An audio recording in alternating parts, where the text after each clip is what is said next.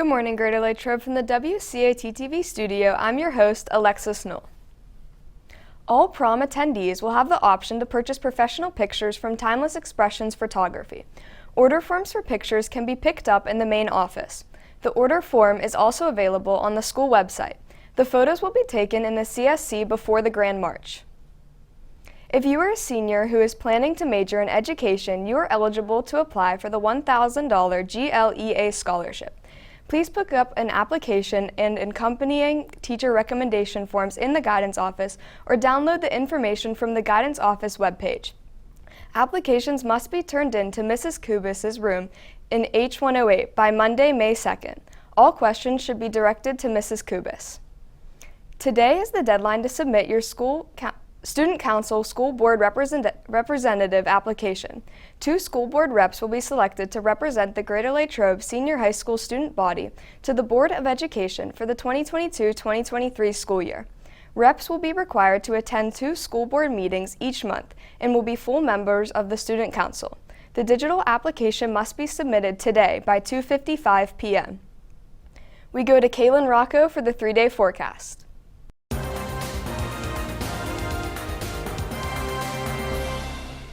Good morning, Wildcats. For today's forecast, we will have a high of 44 and a low of 31 with cloudy skies. For tomorrow's forecast, we will have a high of 53 and a low of 28 with sunny skies. Finally, on Friday, we will have a high of 58 and a low of 29 with more sunny skies. That's the 3-day forecast. Thanks, and back to you. Thanks, Kaylin. Mule Alpha Theta will be collecting food items now through Friday, May 6th. Bins will be placed outside of math teachers' rooms. Items can be taken directly to Mrs. Doyle's room or placed outside of the guidance office. A link to the Senior High School Student Council representative application has been sent out to all student email addresses. If you are interested in representing your class and serving as a Senior High Student Council representative for the 2022-2023 school year, please submit the digital application and printed petition by 2:55 p.m. on May 4th. Wondering what's on the menu today? Here's Adina Peru with What's Cookin'. What's Cookin' Latrobe? It's Wednesday, April 27th, and cooking up in the mainland with a homemade style cream chicken with a side of whipped potatoes and seasoned mixed vegetables. The sandwich options for today are a hamburger, cheeseburger, or a chicken patty. The pizza options for today are the plain and pepperoni pizza. In the grab and go bar, we have fresh salads, deli hoagies, and mixed vegetables. The soup of the day is chicken rice. That's what's cooking. Thanks, and back to you. Thanks, Adina. Latrobe Rogers McFeely Memorial Pool is looking for lifeguards this summer. Starting rate is at least $10 per hour. They are also looking for people to work at the front desk and admissions. If interested, please stop by the Latrobe Parks and Rec office located in the police department building. We will be back after these messages. Reminder, come pick up your tree for the Earth and Environment Tree Plenish Project. Pick up for students Friday, 4/29 in the Commons right after school. The EWCTC students can come in Miss Levan's room during lunch and learn and pick up your tree. Are you interested in helping others?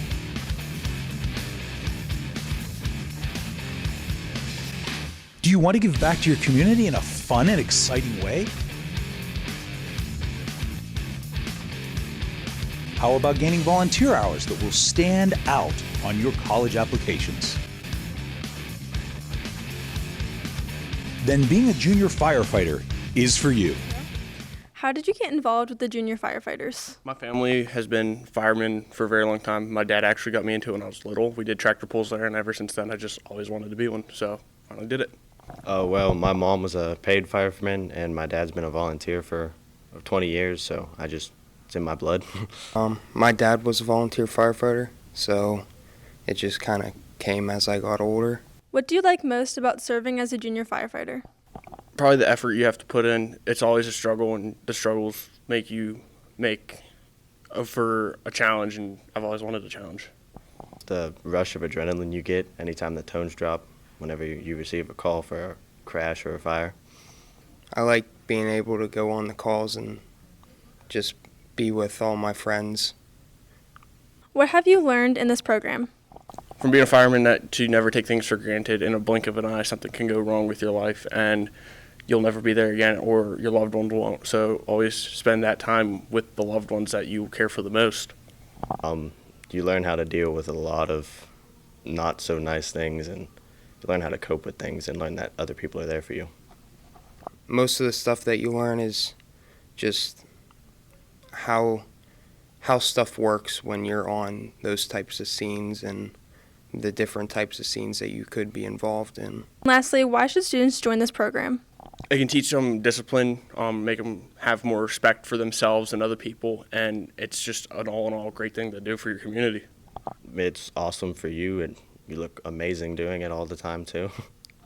You make a lot of friends joining, and it's just a blast running calls and being with a bunch of different people. You see a lot of new people, and there's a lot of familiar faces as you go through. Students will gain leadership and teamwork, as well as fulfilling any community service hour requirements. And also in the near future, we're hoping to set up a scholarship for juniors, for firefighters as well.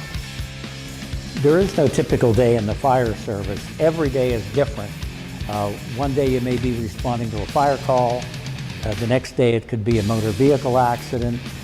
In times of disasters or emergencies, we may be out helping with flooding conditions. In the spring and fall, a lot of times there's brush fires, so no 2 days are ever the same. As far as training, that varies as well, because you can start out in the junior program learning very basic fire training, and as you go through the fire service, you wind up with more specialized training that requires more time. WCCC has a tuition waiver scholarship program for new recruits. This essentially means you can go to school for free. There are several local students that have taken advantage of this program. Westmoreland County Firefighter Initiative will have more information on April 28th.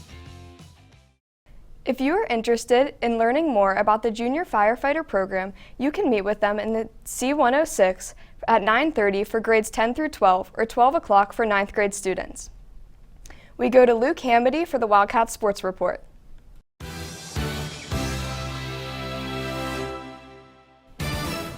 What's up, Wildcats? To start off today, your boys' tennis team will host the Greensburg-Salem Lions at 3:30 p.m. Later at 6 p.m., support your softball team during their senior night where they duel against the Gateway Gators. At Rossi Field, your boys' lax team is also hosting their senior night where they match up against North Hills. First face-off is slated for 7 p.m. To wrap up the night, the boys' volleyball team will head across town to battle the Dairy Trojans at 7:30 p.m. That's all for sports. Now here's Ben Hamady with some insight and news on the NBA playoffs, Pittsburgh Pirates, and the NHL. Thanks, Luke. Now here's your national sports report. In the NBA, the playoffs will continue as the Bulls will head to Milwaukee to face the Bucks at 7:30 p.m. as Chicago is down 3-1 in the series. It will be interesting to see if Zach LaVine and DeMar DeRozan will be able to mount a comeback against Giannis. Then at 10 p.m., the Nuggets are in the same position as they play the Warriors in the Bay. Nikola Jokic and the Denver Nuggets will really have to step up their game to take down the super team. Over to the MLB, the Pirates will continue their 3-game series with the Brewers at 6:35 p.m. in Pittsburgh. Lastly, in the NHL, there will be 5 games around the league as the Rangers will host the Canadiens at 7:30 p.m. in New York. That's all for sports. Back to you. Thanks, Ben. With the art show this week, Mrs. Page's art students have been working hard to create their own piece to showcase. Here is reporter Jess Simonovich with the story. Over the past month, Mrs. Page's art students have been working together to transform this dresser. I have personally gotten to see this piece evolve, and it is quite wonderful how it is turning out.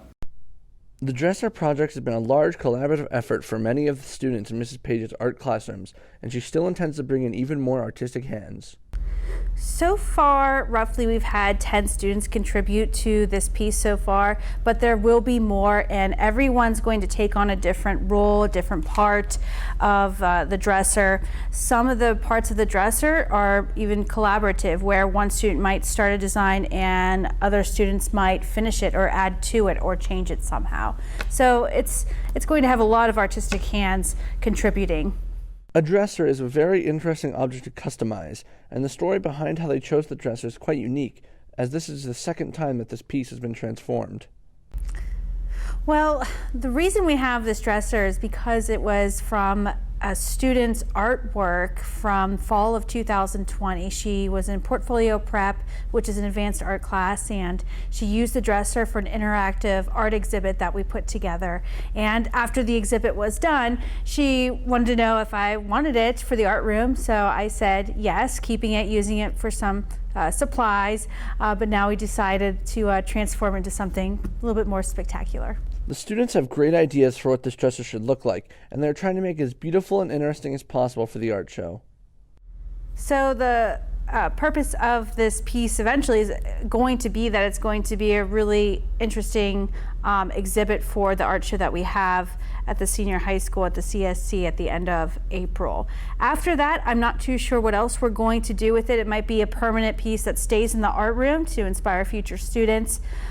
Because we do complete a lesson in craft and design where you have to upcycle or repurpose an object of some type. So this will be a great example for future students. Mrs. Page's art students all have their own stories about the dresser as well, including Alana, who's contributing to the top drawer of the dresser. Inspired me to design the top of the dresser was because I was inspired from the two bottom ones, since they started doing like a monstrous theme. So I thought from the bottom front side of the dresser that we can do like a monstrous theme on the dressers. So my design I chose was a portal and stuff from the top drawer from a kid's bedroom. So it looks like it's a monster coming out of the drawer, which is like causing like meltress the metal. So like if I'm melting the metal right here with the hot glue, so if I'm melting it, it looks like the portal's coming out hot, like from another dimension. Every piece in the art show is going to have its own story, including this dresser. Be sure to come see it when it's finished and on display for the art show between April 26th and April 29th. Reporting for WCAT-TV, I'm Jess Simonovich. Now here is Harley Crocken with Wildcat World News.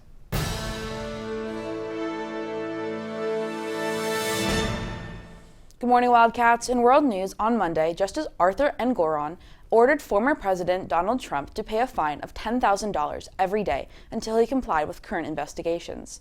He is being held in contempt for failing to turn over files during an investigation into his business practices. In France, Emmanuel Macron has won the presidential election by 58.5%, which is a larger margin than previously expected. This is his second term. That's all for World News. Now here's Sydney Leidacker with Entertainment News. Thanks, Harley. Today on Entertainment News, actors Johnny Depp and Amber Heard are in a contentious defamation trial in Virginia court. Depp is suing Heard for his ex-wife for $50 million over a 2018 article she wrote for the Washington Post in which she described herself as a public figure representing domestic abuse. Though Depp was not named in the article, he claims it cost him acting roles. The trial started April 11th and Depp began his testimony on April 19th. The trial is still continuing. That's all for Entertainment News. Thanks, and back to you. Thanks for tuning into this edition of WCAT-TV News. Have a great day, Latrobe.